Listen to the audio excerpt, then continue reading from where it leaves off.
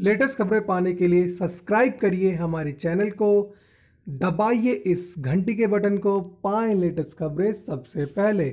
चेतावनी, राजस्थान के इन जिलों में 24 घंटों के अंदर भारी बारिश ढा सकती है। कहर मानसून राजस्थान में दस्तक दे चुका है और गर्मी से छुटकारा देने के लिए बारिश ने अपने रुख राजस्थान के सभी जिलों में किया है।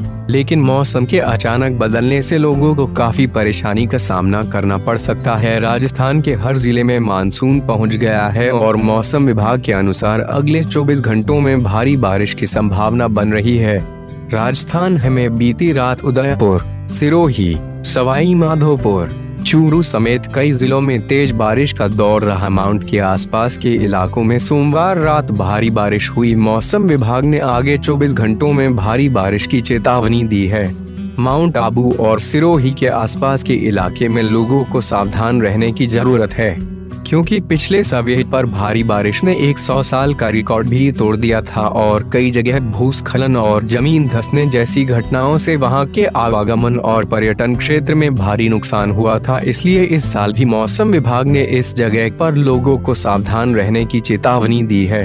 संदर्भ पढ़ें रिपोर्ट।